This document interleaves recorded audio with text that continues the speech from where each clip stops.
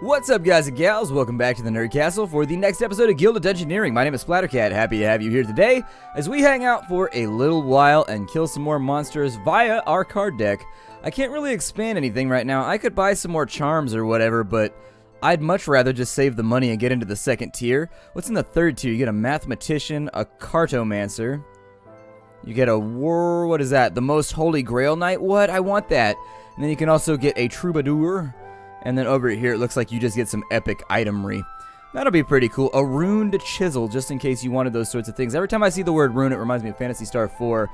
That is related to the fact that Phantasy Star 4 was one of the first RPGs that I ever played. And so in that game, there was a guy named Rune, who was like the reincarnation of a deity named Lutz and a bunch of other stuff. It was pretty awesome.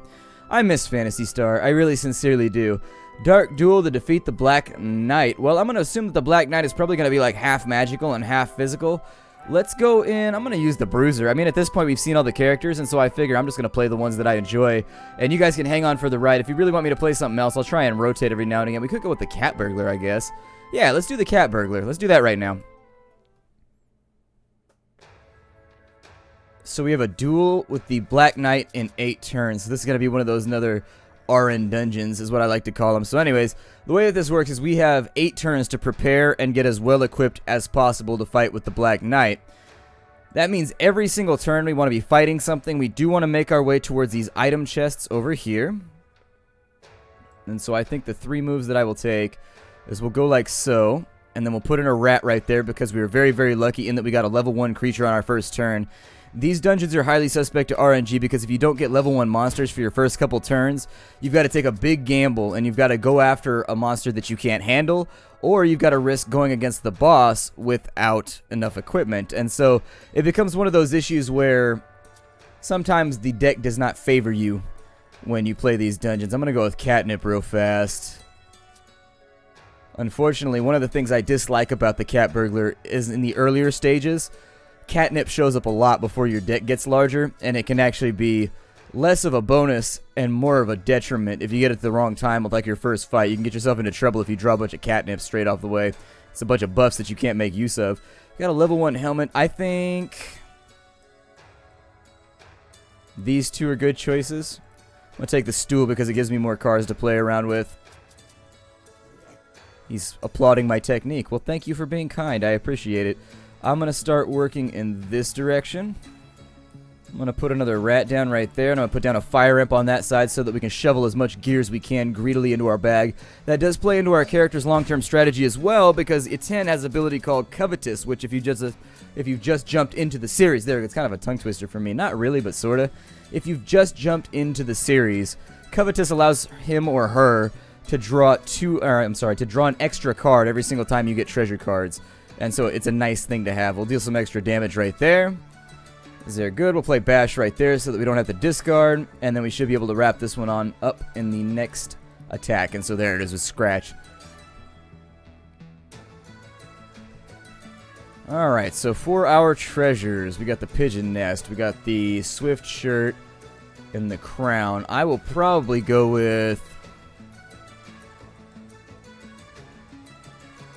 Holy Seal for right now. That's not going to be a piece of gear that I care about keeping, but it is a piece of gear that it can be a placeholder for right now, I suppose. That is an unfortunate card draw right there. That is a very unfortunate card draw. Yikes. Okay, well, then I'm going to put that right there.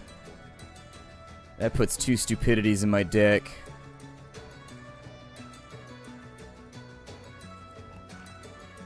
Let's maybe fight you next and just kind of like see what comes up.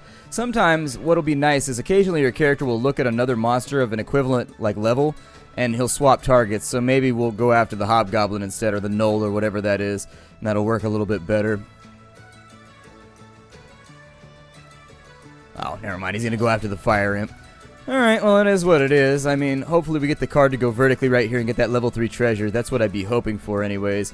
I'm going to go for throw cat right here to make up for the fact that this guy's hitting us for 2 on the first turn.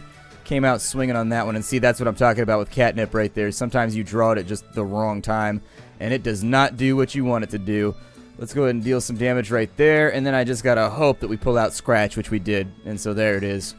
Little bit of Scratch to send us on our way. And so on this turn, honestly, there's not a whole lot of stuff here left that I'm going to be picking up. The Straitjacket's going to be the obvious choice right there, just for the health bonus. I would like to go northwards now. So there it is. I do think we've got 5 turns left. Well, we'll make it work. I'm going to fight a goblin on the next turn. We'll go after the treasure. I'll put a little bit of gold in right there, because why not? I think this goblin is kind of a fight that we didn't have to take, but we're still missing gear, so if maybe he gives us a chance to draw the fork, or if he gives us a chance to do, you know, anything of that nature, it'll probably be helpful. I'm going to block him off right there and deal 2 damage. There it is. Very, very nice. Happy to show off a little bit of damage right there. We've got, I'm going to throw Cat real fast because that'll put him down by 3. And while I'll take damage too, I think it'll give me a pretty good chance of laying him out. We'll go for Scratch right there. Nothing like giving your enemy a little bit of Scratch to encourage them to go away. We did not pull a weapon right here, so unfortunately... yeah. Little unfortunate right there, but I'm just going to take the gold, I guess, then, and we'll throw it down on our next turn. I need level 2 monsters, and so I'm going to consider putting one right there because that will expedite this process a little bit. I don't think it would be a horrible idea to put a level 3 monster right there, and then maybe put a gold coin right there to encourage him to go back down the hallway once we get done here. Alright, so we're playing against Brittle right now. I don't know if...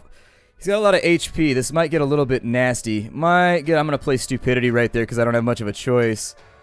Yuck.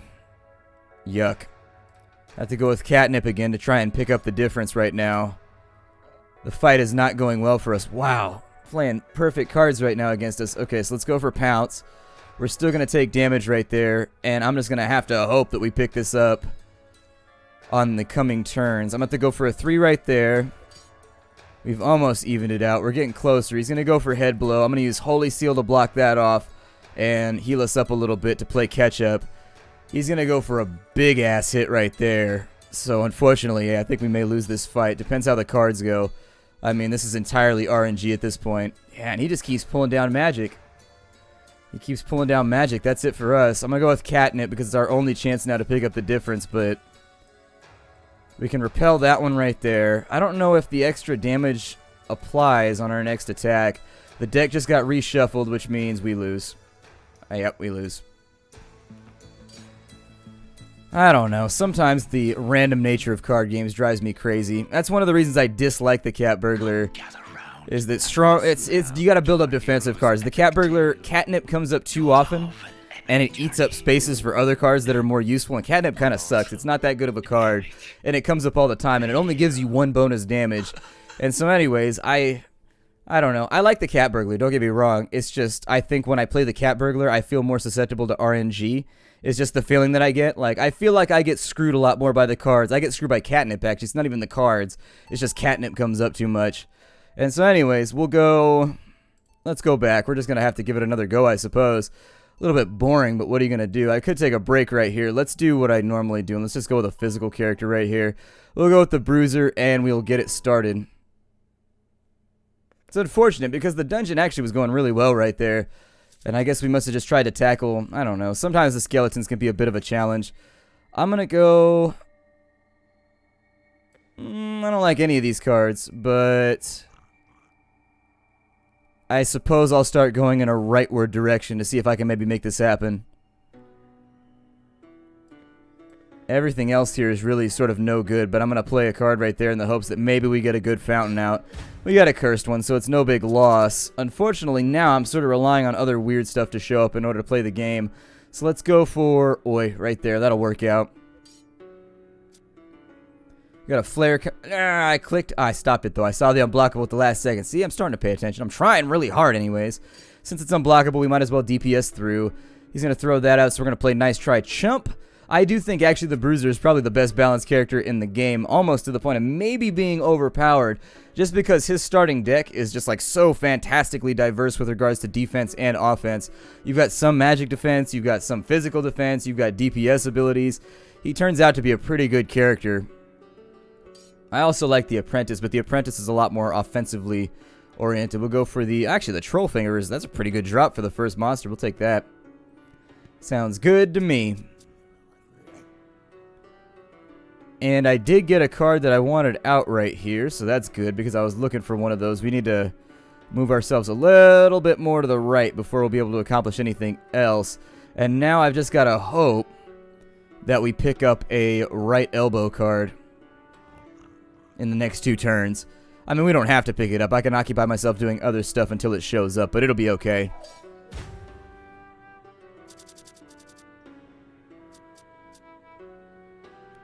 Anger right there. We'll start out by playing a bash.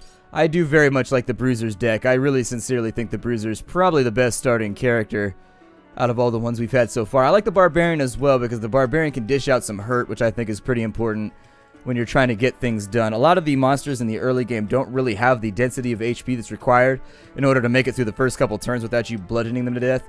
I'll probably go with the ruffled shirt, I guess. I don't know. It was kind of a throw up between. I don't really want the magical cards, but at the same time, if there was a defensive magical card in there, let me know, and I could have done poorly right there, I guess. We're going to get a Fountain of Stupidity right there. I'm not going to play a monster on these turns because this is going to be something that I don't think we can handle right now at our current equipment level. I think I'm just going to let her be.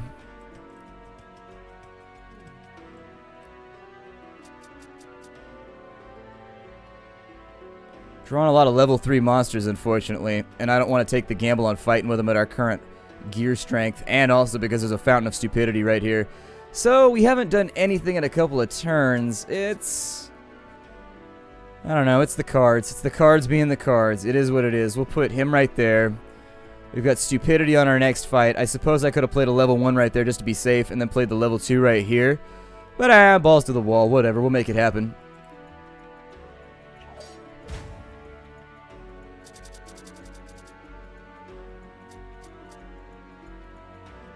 What you're really hoping is that you don't pull 2 stupidities in the first turn. If that ends up happening, you got like a real issue on your hands. I'm going to play Get Out of Here to stop that from happening. A little bit more damage dealt. Be aware he's going to go into Fury mode now, which is going to be bad. But there's the kill, so it's not going to matter. And our first level 2 monster down, that's going to let us level up. It's also going to let us peruse some of the level 2 gear. That's actually not a bad call for our current strategy. I don't like the Male Coif because it gives you stupidity cards. Essentially, you're giving yourself a permanent Fountain of Stupidity when you take that in exchange for 2 health. And it's not worth it. Once you get to the end, like, this gear is okay. The 2 HP is going to put you really, really ahead in the early game if you draw it early. But the 2 stupidity cards are really going to hurt you once you get towards the end when you're fighting bigger guys who deal 2, 3, 4 damage in 1 turn. And then you've got to play a stupidity card. I don't know. It just seems like I'm setting up troubles for later. We got level 3 gear right there. I'm going to take the red mail more than likely. Tenacious is really good. Oh. So it's HP and Brace versus Tenacious and Brace. So if I haven't talked about Tenacious yet, Tenacious makes it so that you can only be killed on 1 HP. It's a pretty good card if you're going up against bursty enemies. That's a tough call. I mean, that's a coin flip. That just depends how you want to play the game. I mean, Tenacious works really well if you've got that other card that heals you back up to 6.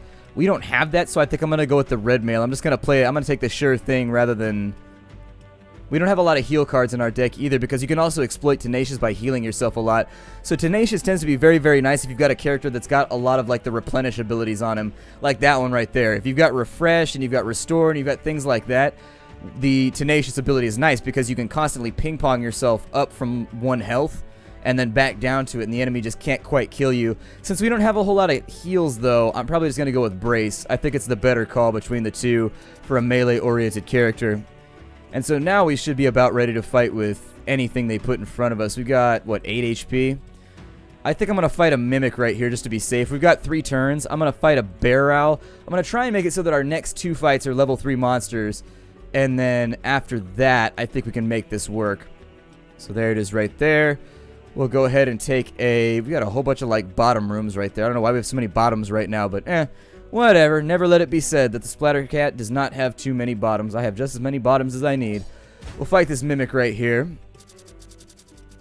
And since we're spiky, I have no doubt we should probably be through this pretty quickly. We're going to get headbutt by a treasure chest. Call that bad luck right there. Deal a little bit of damage. Luckily, he doesn't have any supplementary abilities that get annoying along the way. So, he's going to deal 2 damage, and he's going to hurt himself for 1. I'm just going to DPS super hard right here. Go for 3 damage right there, and he's going to go for a bite. I think I'm going to heal that damage. Essentially, Rekindle is a block for 1 damage.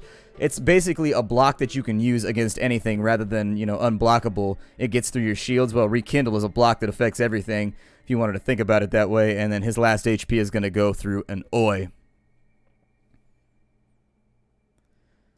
For level 2 gear, we're pretty filled in right now. All we really need is an offhand.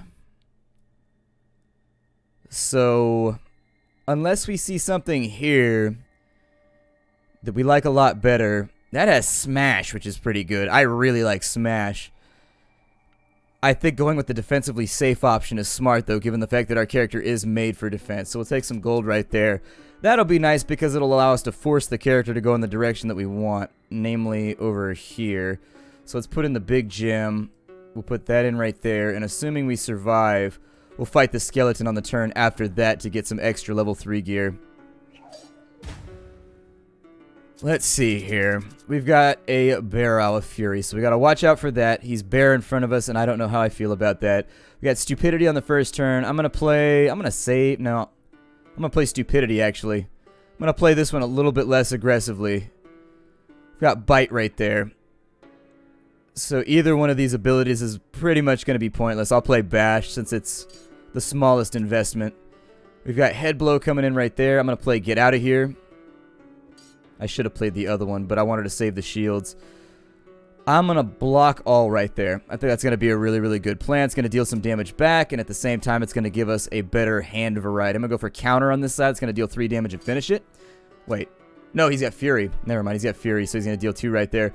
We'll go for... Let's just finish this thing off. It's the end. It's the end of the line for that owlbear. And so now that he's all done, we'll pick up his giant gem. We actually are... I need an offhand, and I'm just not getting an offhand right now. Not a bad card. I'm just going to take the gold, I guess. I don't have much of a choice here. I'm going to play a big gem right there, but it's not going to matter because on the next turn we're out of here anyways. I suppose I could play a big gem right there and then an owlbear. And we could just like see which direction he goes in. Looks like he's actually going to take the gold coins. I thought the gem was worth more, but maybe he wants to fight the scorpion. Because he's never seen it before. The scorpion was like, come here! And he fell for it. He fell for it as always. I'm going to save my defensive ability. I see no reason to waste that right now. He's going to go for Acid Spit right here. I'm going to block the damage right there. But that should, I think, bring us into an even health allotment. Use the counter right there to keep the discard from happening. There's going to be some nice damage dealt. He's going to go for Charge. At which point, I'm going to go for that right there. Very, very good. And we should have this one in... the bag. I think he's going to throw out Restore, which is going to force me to waste Slam so that he doesn't heal back up. Disappointing, but what are you going to do? We'll counter him right there to increase our hand variety. And then he's going to throw out a parry, to which I'm going to respond with a Rekindle, and that's going to be game. A wooden shield. Oh, we get Tenacious now too. Good. I'll take it. And we get Shield Wall, which is very, very nice. We've taken just about as many chances as we could possibly get right here with the Black Knight, and so I like where our hand has fallen. Now we just kind of got to hope that, what does Mundane do? Incoming magic attacks get +1 damage. Oh, really? He's weak versus magic attacks. Well, that would have been the thing to know, wouldn't it? Okay, well, I'm probably just going to block this one off. I'm going to save the shield wall for right now, just in case. I think we can assume pretty well. I'm not going to play Brace on that one. It's not, the cards don't match up. Wasting Brace on that is like a bad plan. I think I'll probably go after... all of these aren't really going to do much for me. I'm going to take the 1 damage, and then I'm going to give myself the 2 physical bonus. There's Curse. He's going to make me discard. That's where we want to use Brace right there. And so having used Brace now, I'm actually not going to be able to do much with some of this stuff. I'm going to play Oi because there's no reason wasting any of my shields right now. We got the +2 damage on the hit anyway, so we should be able to stay even. Swipe. Big hit right there, so that's going to be what we were saving Repel for. That's going to allow us to whittle him down a little bit further. Parry's going to be on its way out. I'm going to counter that so that we'll take the 1 and we'll deal 2 back. No, we're going to deal 1 back because he's got a shield right there. He's going to go for Stagger on that side. I'm going to play a bash just to make sure that I'm minimizing the amount of damage he can deal. And now we just have to hope he doesn't drop anything big on us, and I think that's going to be the fight right there. A close one, but we still pulled it out. We still pulled it out, and so he's going to hit level 5. That's going to be the end right there. I don't think we're going to have much time. He's doing the same thing with every single song now, so I think since we've heard all the songs before, I don't think we're going to have enough time to dive down into a dungeon next, and unfortunately, since I can't save midway through the dungeon, I'm going to have to let it go for right now. I apologize for the short episode. It is what it is, unfortunately. Could have played a little slower, I guess. But anyways, I'll see y'all next time. This is Guild of Dungeoneering. If you want to check the game out, I've got all the information down below in the description, as I always say. And here at the end of the episode, I will bid you a fond and farewell. I will see you all later, guys.